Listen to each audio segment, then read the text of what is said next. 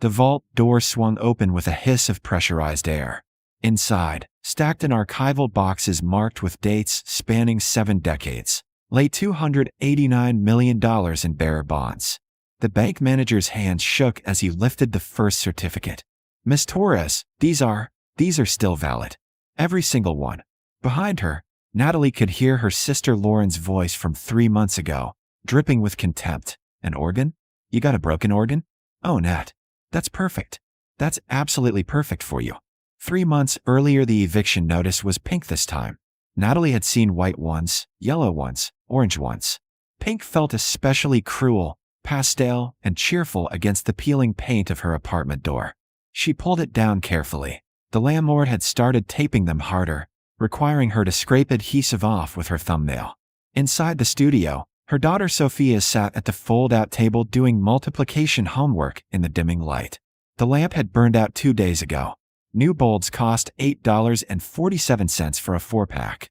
Natalie had $12.33 until Friday. "Mom, what's 7 times 8? 56, baby." Natalie opened the refrigerator. Peanut butter, crackers, half a gallon of milk that would go bad tomorrow. She made 2 sandwiches, gave Sophia the bigger one, and sat down with the mail. Bills. More bills. Then a cream-colored envelope, expensive paper, embossed return address. Feldman and Associates, estate attorneys. Her mother had died 2 weeks ago. Natalie had taken the bus 3 hours to the funeral, stood in the back, left before the reception. Lauren and Marcus, her older siblings, had barely acknowledged her. Why would they? Natalie was the failure, the dropout, the one who'd gotten pregnant at 19 and never recovered. She opened the letter.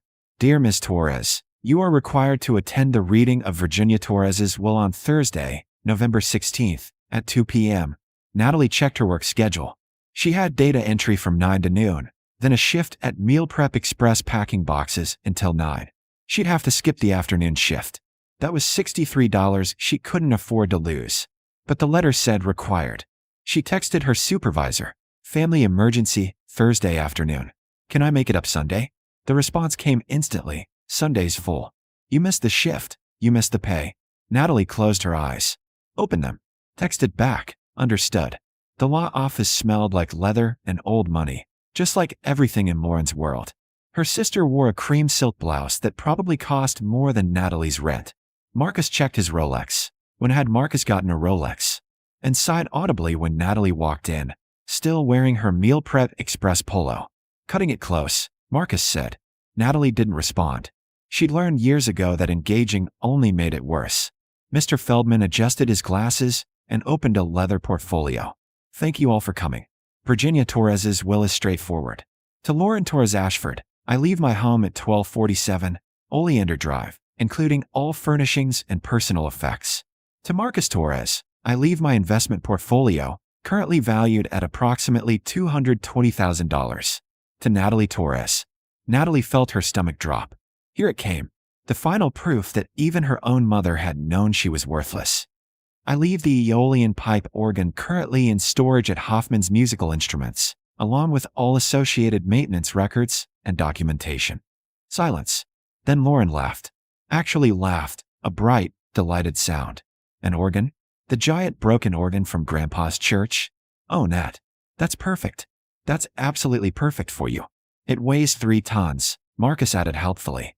Storage fees are probably $500 a month. Good luck with that." Mr. Feldman cleared his throat. "The storage fees have been paid through the end of the year. After that, Ms. Torres, you'll need to either continue payment or arrange removal." "How much is removal?" Natalie asked quietly. "I'm told moving a pipe organ of that size runs between $15,000 and $20,000. Lauren actually snorted. "Maybe you can sell it for scrap metal. Get a couple $100. Natalie took the keys and the storage unit information. She signed papers she barely read. When Marcus and Lauren left, Marcus to call the investment guy, Lauren to measure for new curtains, Natalie sat in her Honda in the parking lot and tried not to cry. An organ. A massive, broken organ she couldn't move, couldn't sell, couldn't afford to keep. Her mother's final message was clear. Even in death, Natalie got the worthless leftovers. Her phone buzzed. "Sophia's school, lunch account overdrawn. Please add funds." Natalie checked her bank balance. $12.33. She had peanut butter at home. Sophia would have to pack lunch tomorrow. She drove to Hoffman's Musical Instruments because she had nowhere else to go. The storage facility was a warehouse on the industrial side of town, all corrugated metal and cracked concrete. The manager, a tired-looking man named Dale, led her to Unit 47. Your mom paid every month like clockwork, he said. 43 years. Never missed once. 43 years. Natalie did the math. That was before she was born. Before any of them were born.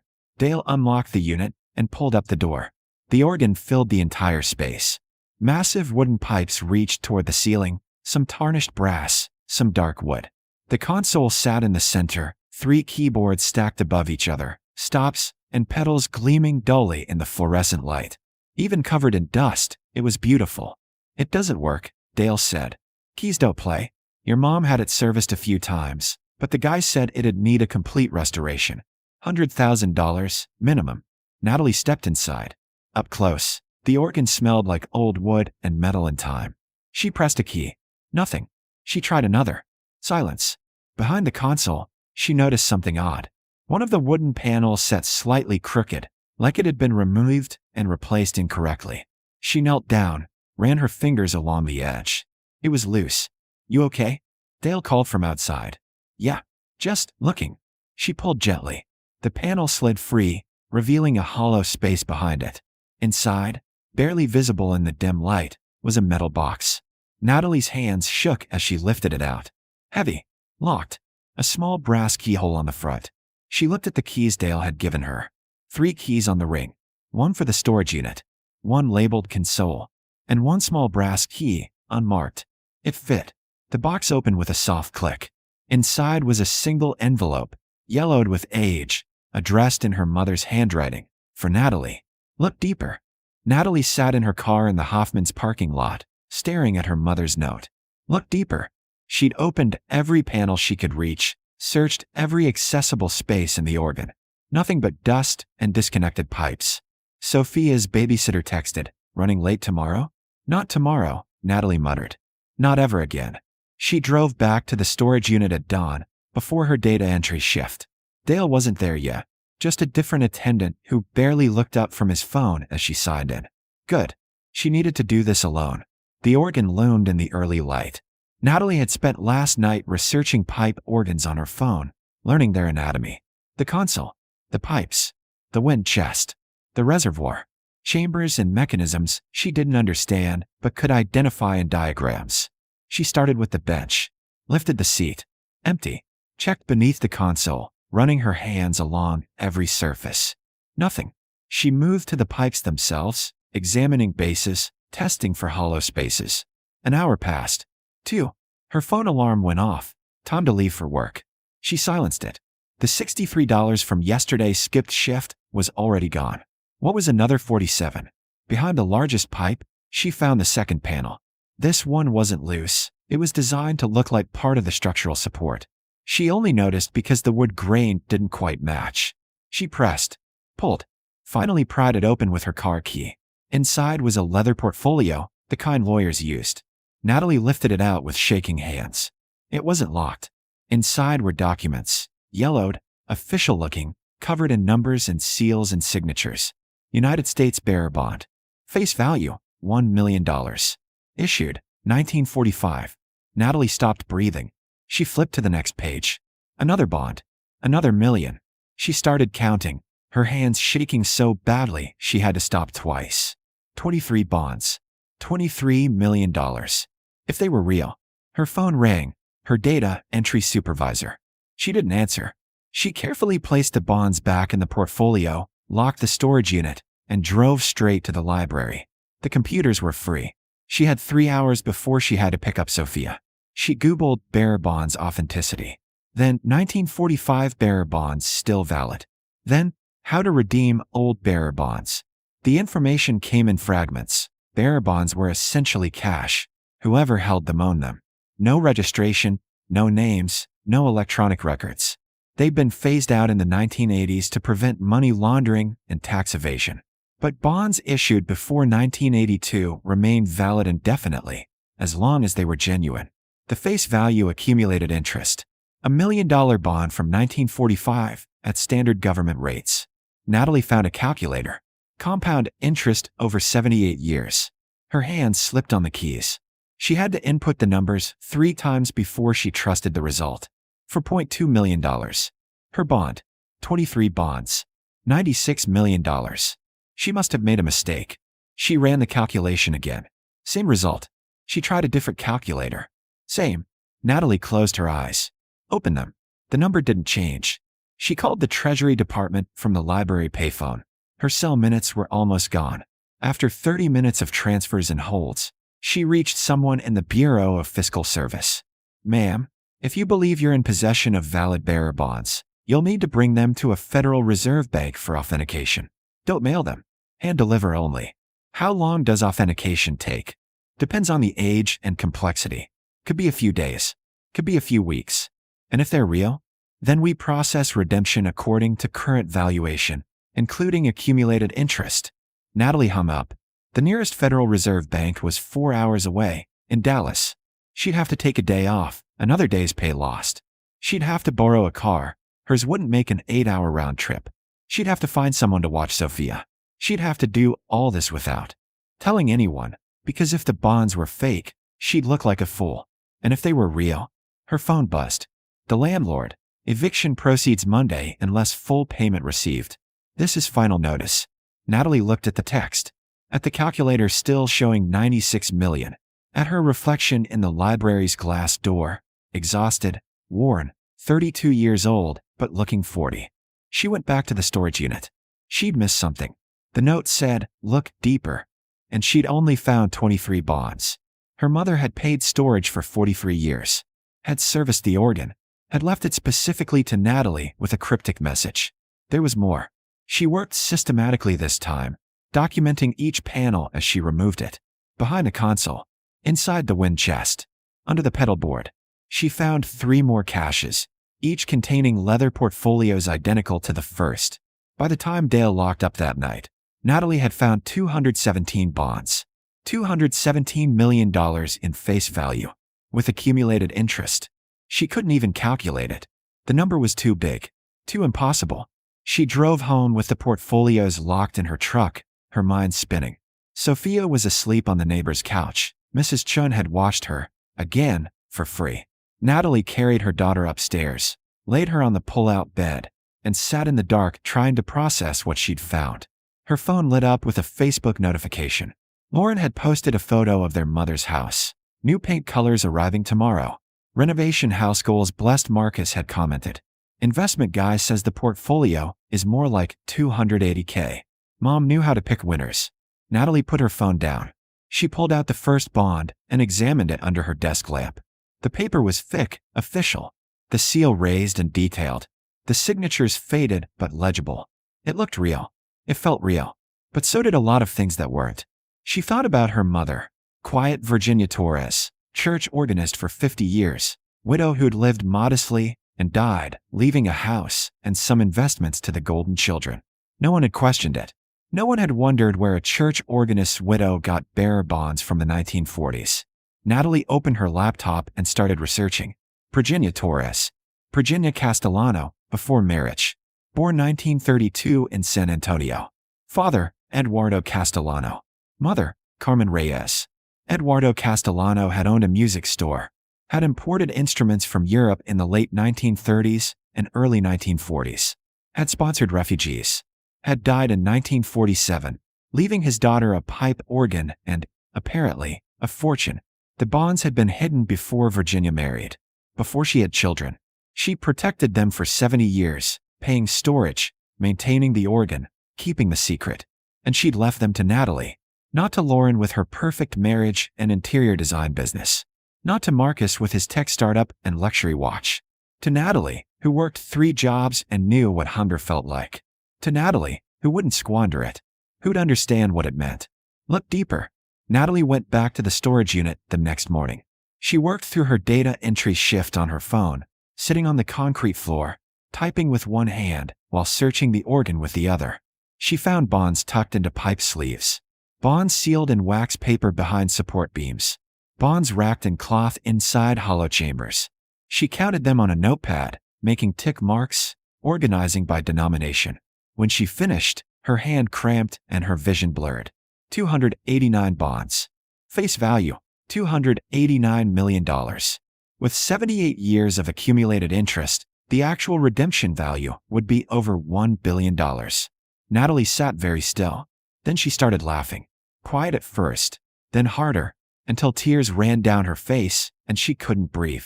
She laughed until she cried, sitting on the floor of a storage unit next to a broken organ, surrounded by enough money to change everything. Her phone rang. Lauren. Natalie answered. Nat? Finally. Listen, Marcus and I were talking. The organ situation is a mess. Just abandon it. Let the storage place deal with it. You can't afford to keep paying fees anyway. Actually, Natalie said, her voice steady, I'm going to keep it. Don't be ridiculous. It's worthless. No, Natalie said. It's not. She hung up.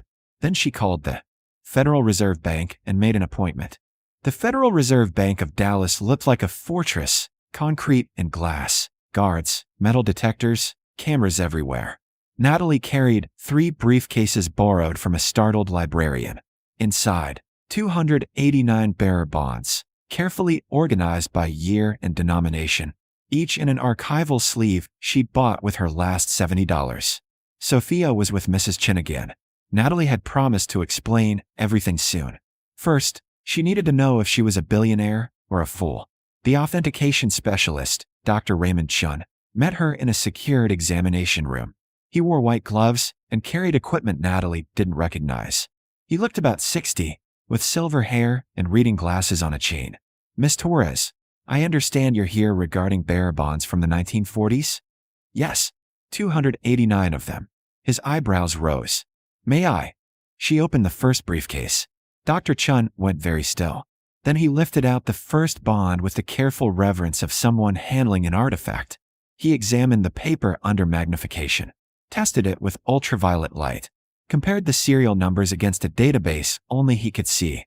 Where did you acquire these? My mother left them to me. They were hidden in a pipe organ her father gave her in 1947. He nodded slowly, still examining. Eduardo Castellano. I know that name. He helped Jewish refugees get assets out of Europe before the war. Bought instruments, art, anything valuable that could be transported legally. The refugees converted their money to bearer bonds. Untraceable, portable, redeemable anywhere. Your grandfather hid them in instruments and shipped them to America. Why would my mother have them? Some refugees never made it out. Some died in camps. Some made it to America but died before they could recover their bonds. A new country, a new language, no family to tell. Your grandfather kept records, tried to find owners. But some bonds had no owner left alive. He met her eyes. He kept them safe, then left them to his daughter, who kept them safe for 70 years. Who left them to you? Are they real? Miss Torres, these bonds are valid United States government securities. Every single one I've examined so far is authentic. He set down the magnifier. With accumulated interest at government rates, you're looking at redemption value of approximately $1.2 billion. The room tilted. Natalie gripped the edge of the table. However, Dr. Chen continued, there's a complication. Some of these bonds may have surviving heirs.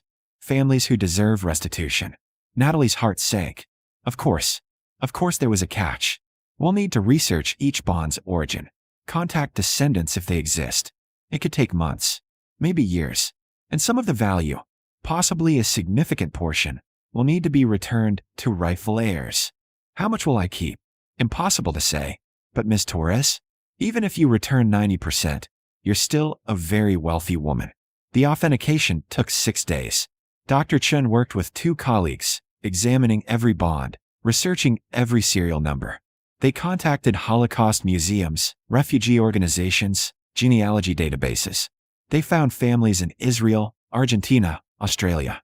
Descendants of bonds worth 10 million, 20 million, 50 million. Natalie approved every return. How could she not? These were bonds bought with desperation, hidden with hope, never recovered because entire families had been murdered. She had no right to that money. But some bonds had no living heirs. No families. No one left to claim them. Those bonds, 127 of them, were legally Natalie's. The final redemption value, after returns and restitution, $289 million. Dr. Chun delivered the news in the same examination room, 3 weeks after that first meeting. The Treasury Department will process the redemption in 30 days. After taxes, you'll receive approximately $193 million. Natalie sat very still. That's real money? Not a check that'll bounce. Not a mistake. It's real. Miss Torres, you've also done something remarkable. The families who received restitution, some hadn't known their grandparents had escaped with anything. You gave them closure. History. Money. Yes, but also proof that someone tried to save them. That night, Natalie picked up Sophia from Mrs. Chen's apartment. She'd been staying there most nights. The eviction had proceeded, the sheriff had come, and Natalie's belongings were in Mrs. Chen's garage. But that was okay. Everything was about to change. Baby, we need to talk. Sophia looked up from her homework, worry crossing her 8-year-old face. Are we in trouble again? No, mi amor. We're not in trouble. We're never going to be in trouble again. Natalie pulled out her phone and showed Sophia the letter from the Treasury Department. Grandma left us something. Something valuable. We're going to be okay. How okay? Very, very okay.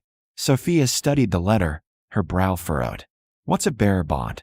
Magic, apparently. The call from Lauren came that night. Natalie, what the hell is going on? Marcus got a call from some Treasury investigator asking about Mom's estate. Something about bearer bonds? Did you find something in that stupid organ? Natalie looked around Mrs. Chen's living room, the pull-out couch, the borrowed space, the life she was about to leave behind. Yeah, I found something. Well, what was it? Something valuable. Something Grandma wanted me to have. Natalie, if you found something that should have been part of the estate distribution, you can't just keep it. That's illegal. Marcus is calling his lawyer. The bonds were inside the organ. The organ was legally left to me. The lawyer already confirmed it. Everything inside the organ is mine. Silence. Then, how much? Enough. Natalie, Lauren, I have to go. Sophia has homework. She hung up, blocked the number, then blocked Marcus too. Some bridges deserve to burn. The money arrived on a Tuesday. Natalie sat in a private banker's office while they transferred $193 million into accounts she'd never imagined having. Checking, savings, investment portfolios, trust funds for Sophia's education, a foundation, the Eduardo and Virginia Castellano Foundation for Refugee Assistance. The banker, a composed woman named Patricia, walked her through each step. Miss Torres, you're going to receive calls. Lots of calls. Family, friends, strangers who saw the news coverage. I recommend changing your number. Possibly your address. Already planned. Good. And Miss Torres? The families you helped, the restitution you approved, that didn't go unnoticed. You could have fought it, claimed it all. Most people would have. Most people didn't grow up wondering if they could afford dinner. Patricia smiled. Fair point. So what's first? A house. Nothing crazy. 4 bedrooms. Good school district. Yard for Sophia. And after that, Natalie thought about the organ, still sitting in storage. Dale had called yesterday, worried about next month's fees. I'm restoring the organ. Full restoration, however much it costs. Then I'm donating it to a church. Somewhere it can be played. Somewhere people can hear it. That's beautiful. My mom played organ for 50 years. Never made much money. But she kept those bonds safe for 70 years, waiting for the right person. Waiting for someone who'd understand what they really meant. Natalie's eyes filled.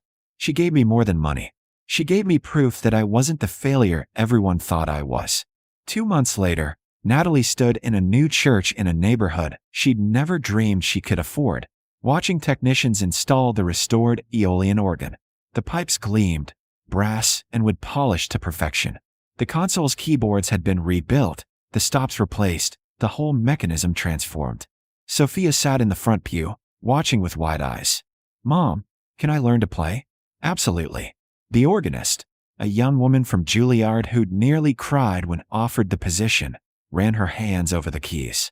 Miss Torres, this is extraordinary. The tone, the craftsmanship. Instruments like this are irreplaceable. I know. Natalie touched one of the pipes, felt the cool brass under her fingers. My grandfather saved lives with this organ. My mother protected it for 70 years. Now it gets to make music again. The first chord filled the sanctuary, rich, deep, impossibly beautiful. Sophia gasped. Natalie closed her eyes and let the sound wash over her. Somewhere, she imagined her mother smiling. That evening, Natalie drove through her old neighborhood, past the studio with the pink eviction notice, past Meal Prep Express where she'd packed boxes for $11.50 an hour, past Fletcher's Diner where she'd once begged for extra shifts. She'd bought the diner last week, raised wages, added health insurance, promoted Rita, who'd covered her shifts when Sophia was sick, to general manager. The staff cried. Natalie cried too. Her phone rang. Unknown number. She answered carefully. Hello, Miss Torres. This is Rebecca Goldstein. From Tel Aviv. Dr. Chun gave me your number. My grandmother was Sarah Weiss. One of the bonds you returned, it was hers. Oh, I'm glad it found you. You don't understand. We thought she died with nothing. We thought the Nazis took everything. But she got out. She bought bonds. She tried to save something for her children. Rebecca's voice cracked. My father died thinking his mother had left him nothing. But you found it. You gave it back. It was yours. I couldn't. Most people would have kept it. The lawyer said you didn't have to tell anyone. You could have claimed it all. Natalie thought about her mother, paying storage fees for 43 years. About her grandfather, hiding bonds and organ pipes. About all the quiet ways people protected what mattered. That wouldn't have been right. The money is important. But knowing she tried, that she fought to save something for us, that's everything. Rebecca paused. Thank you. Thank you for understanding that some things are bigger than money. After they hung up, Natalie sat in her car outside her new house, for bedrooms, yard, tree-lined street, and cried. Not from sadness. From the overwhelming weight of getting it right. Sophia came out, worried. Mom. Happy tears, baby. Just happy tears. That night, Natalie tucked her daughter into a real bed in a real room with walls and a door and space to grow. Sophia's inhaler sat on the nightstand, name brand now, delivered monthly, covered by the insurance Natalie had bought. No more emergency room visits. No more choosing between medicine and rent. Mom, are we really rich now? Natalie thought about the bonds returned to families who'd lost everything. About the foundation funding refugee assistance. About the diner employees with health insurance. About the organ making music again. Yeah, baby. But not just because of money. Then because of what? Because we know the difference between what costs something and what's actually valuable. She kissed Sophia's forehead. Because Grandma trusted us to understand that. Did she know? About the money? She knew. And she knew we'd use it right. Natalie turned out the light and stood in the doorway, watching her daughter sleep in safety and peace. Her phone buzzed. A block number. Probably Marcus or Lauren trying again. She deleted it without looking. Outside, the neighborhood was quiet. Inside, her house was warm. In her bank account sat more money than she could spend in 5 lifetimes. But the thing that mattered most, the thing that made her rich, was simpler. She'd been overlooked her whole life. Called a failure.